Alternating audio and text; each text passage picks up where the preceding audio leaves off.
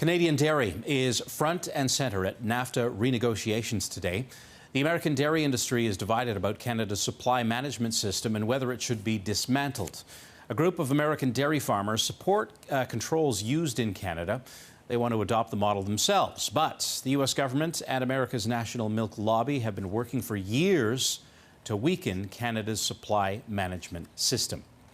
Meanwhile, NAFTA's environmental arm is calling for answers about what Canada is doing to stop contaminants from oil sands from leaking into Alberta's waterways. Canadian authorities have until the end of September to respond. Political consultant Michael Geoghegan joins us now. He is in Victoria. Michael, NAFTA has started up already. Some pretty fiery topics. Should we start crying over the spilled milk or what? Well, you know, that has long been a bone of contention with the United States as well as Europe and other countries. We do have this unique supply management system. It has been a real boon to dairy farmers, and it has also meant that we as taxpayers have not had to subsidize our agricultural sector. Where we've paid for it is as consumers. We pay more for milk than we otherwise would. But we've done this with eggs, we've done this with milk and cheese and yogurts and other products like that. So it's one where it's sort of a mixed result for Canadians. Obviously, Canada's dairy industry wants it to remain, but consumers are a little more divided.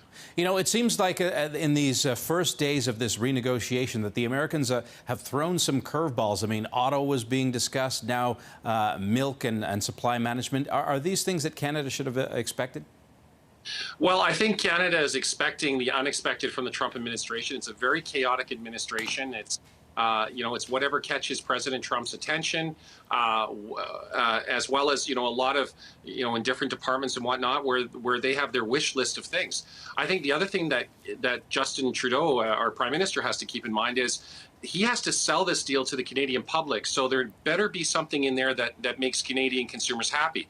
One example is, of course, right now, and if you're an American and you buy a bunch of stuff online, you can bring up to $800 across into the United States without paying any duties. In Canada, it's anything over $20. You have to start looking at paying duties. So I think, and the Trump administration has signaled that they're not happy with this discrepancy. So that's actually something that would be a win for Canadian consumers, not for Canada's retail sector, however. Just to touch on what we saw happening in the United States over the past week, the rallies and the marches that have gone on. We see some marches being organized in Canada, very different atmosphere.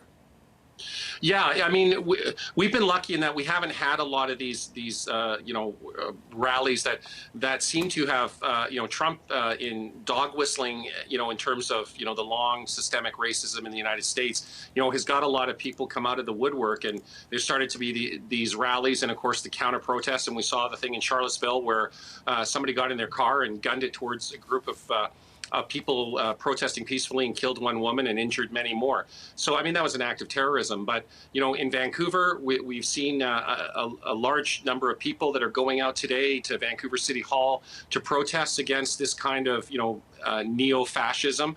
And I think it's a reminder that first of all, we can't be complacent, but I think it's also a real consequence of the decline of the middle class in the United States.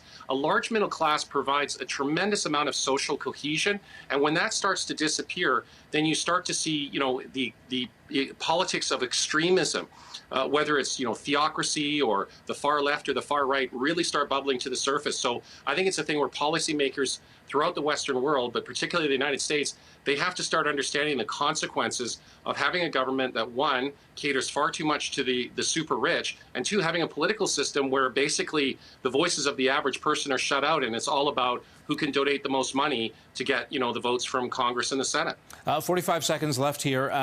Quite the show of diversity we're going to see in the streets of Montreal tomorrow with the Prime Minister and the Irish Prime Minister marching in the Gay Pride Parade.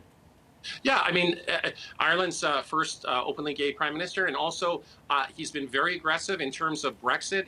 He sees that as a tremendously bad decision that Britain's made, and one where Ireland is quite happy to attract as much in the way of, corporate headquarters and financial headquarters for Europe into Ireland. So right now there's a Paris, Berlin, Dublin, they're all fighting to basically get the spoils that the British have thrown away by going for Brexit.